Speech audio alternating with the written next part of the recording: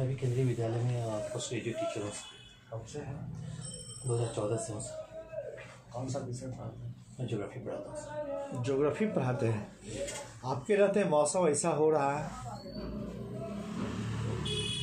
तो व्याख्या करेंगे कि रोकेंगे? ये तो प्राकृतिक फिनोमिना है सर। और क्या कारण है? ये हाई प्रेशर का जोन बना हुआ है ठंड के कारण से, लगातार तापमान कम होने की वजह से। और तापमान कम होने की वजह सूर्य का दक्षिणायन होना है, मतलब दक्षिणी गोलार्ध में। लेकिन 22 दिसंबर से तो ये धीरे धीरे मतलब मकर रेखा से उत्तर की ओर तो आना शुरू हो रहा है। अब तो जनवरी में 1 महीना पार कर गया। ये महाद्वीपीयता का प्रभाव भी होगा सर। जो कॉन्टिनेंटल क्लाइमेट होते हैं उसके तरफ से ठंडी हवा आ रही है, और हमारे उत्तरी राज्यों के पर्वतीय क्षेत्र में जो बर्फबारी हुई है और उसका भी प्रभाव पड़ रहा है। अच्छा, बर्फबारी का कारण किससे है?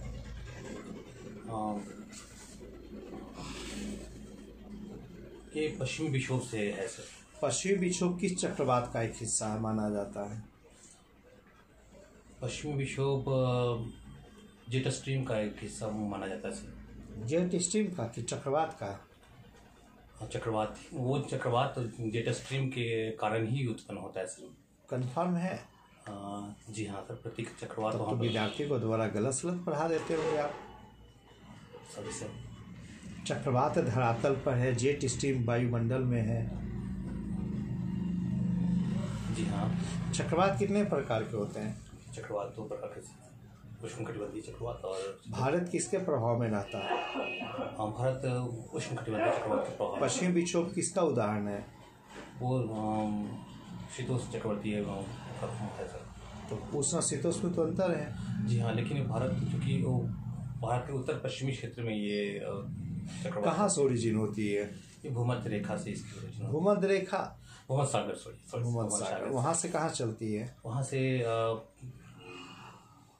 तिब्बत के पठार की तरफ आती है सर। और यहाँ बर्फबारी क्यों कराती है भाई? क्योंकि वो तापमान बहुत कम हो जाता है सर वहाँ से, और इसलिए बर्फबारी होती है। हिमपात होता है? अच्छा, बिहार में हिमपात होगा? नहीं सर, बिहार में हिमपात नहीं। क्या होता है? कहीं तो हम तो देखते बर्फ जमता है।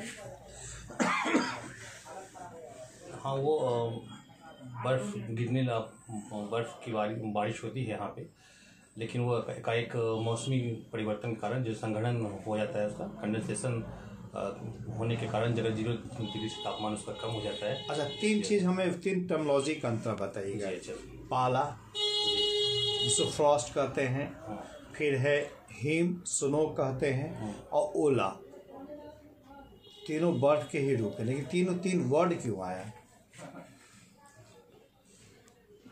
सॉरी सर, डिफाइन नहीं कर पा रहा। तो भाई आप पढ़ा रहे हैं तो आपको तो आइडिया होना चाहिए।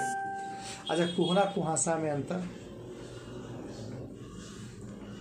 कोहरा जो हमारे वायुमंडल में निम्न लेवल पे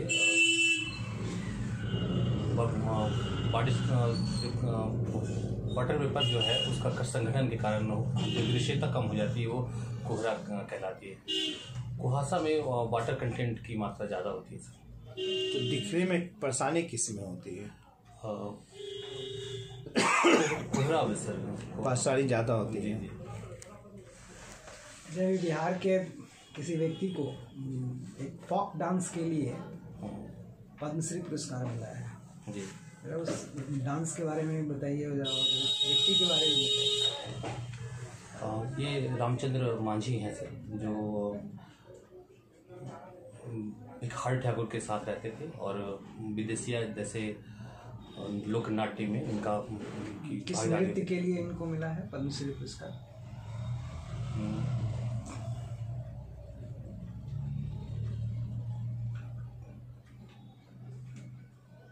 नृत्य के बारे में नहीं पता। लौंडा नाच के बारे में जानते हैं कुछ? लौंडा नाच, जी हाँ। क्या है लौंडा नाच? उसमें पुरुष महिलाओं के वेश में आकर नृत्य करते हैं। ये बिहार में लुप्त होता जा रहा है। जी हाँ। आजकल जो पहले चूँकि मनोरंजन के साधन कम थे सर, तो इन सारी चीज़ों की जो फोक लोक नृत्य है इनका महत्व कुछ ज़्यादा ही था। लेकिन आए दिनों देख रहे हैं कि जब मनोरंजन के साधन ज़्यादा हो गए हैं, टेलीविज़न या फिर और भी मोबाइल पे कई चीज़ें मनोरंजन के साधन उपलब्ध होते हैं, तो धीरे धीरे लोगों का जो झुकाव है फोक डांस से अलग होता हुआ जा रहा है। अच्छा, अभी देश के अंदर जिस प्रकार के आंदोलन उभर रहा है, पॉकेट में आंदोलन उभर रहा है, इससे क्या लग रहा है कि हमारी राज व्यवस्था कमज़ोर है? मुझे ऐसा नहीं लगता सर, क्योंकि आपको ऐसा नहीं लगता? फिर भी कुछ हज़ार लोग सड़क पे बैठ जाते हैं, दूसरे के मौलिक अधिकार का हनन करते हैं, सिर्फ प्रदर्शन के नाम पे, अधिकार के नाम पे कि मेरा अधिकार है। फिर हज़ारों लोग आते हैं और दिल्ली को पूरी तरह घेर लेते हैं। फिर कहीं हिंसा होती है, कहीं आरक्षण के नाम पे, कहीं कानून के विरोध के नाम पे। ऐसा लग रहा है कि आखिरकार ये राज व्यवस्था कमज़ोर हो गई है, शायद इस सिचुएशंस को संभाल नहीं पा रही है कि लोग दिल्ली लाल किले तक चले जाते हैं। तो ये राज व्यवस्था तो कहीं कमज़ोर हो रही है या लोकतंत्र मजबूत हो रहा है? दूसरे पक्ष में समझता हूँ कि हर लोकतंत्र की ही बात है।